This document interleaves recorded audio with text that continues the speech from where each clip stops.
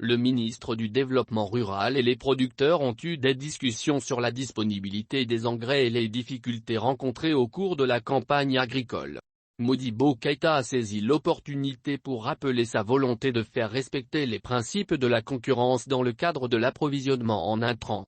Aujourd'hui, je suis très heureux parce que la campagne 2022 vient de prendre fin.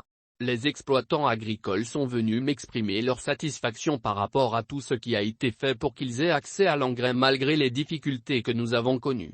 Ainsi s'exprimait le ministre du Développement rural, Modibo Keïta, à la fin d'une rencontre, tenue mardi dernier dans les locaux de son département, avec les exploitants agricoles. C'était en marge de la signature du protocole d'accord avec le Comité international de la Croix-Rouge au Mali. La rencontre a permis au ministre Modibo Keïta d'échanger avec les producteurs sur les points relatifs à la disponibilité des engrais et aux difficultés rencontrées au cours de la campagne agricole.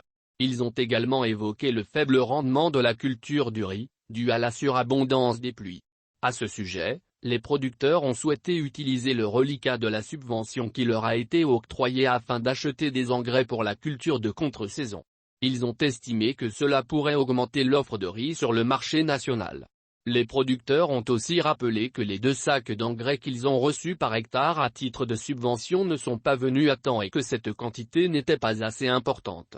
En réponse, le ministre Modibo Keïta a expliqué que l'État avait décidé de prendre en charge une part substantielle des dépenses d'engrais pour les producteurs à cause de la hausse excessive du prix de ce produit. Pour ce faire, la subvention a été portée à 17 milliards de FECFA, contre 15,6 milliards pour la campagne précédente.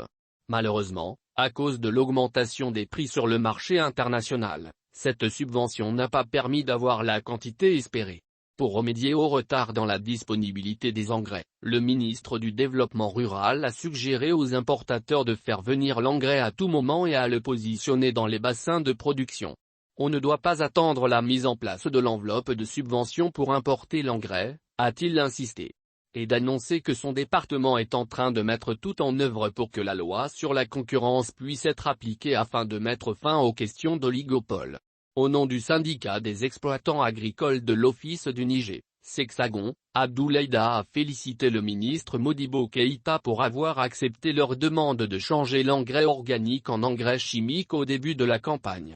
Nous avons appris toutes sortes d'amalgames sur le problème d'engrais entre l'État et les opérateurs économiques. En réalité, nous savons comment les fournisseurs se comportent.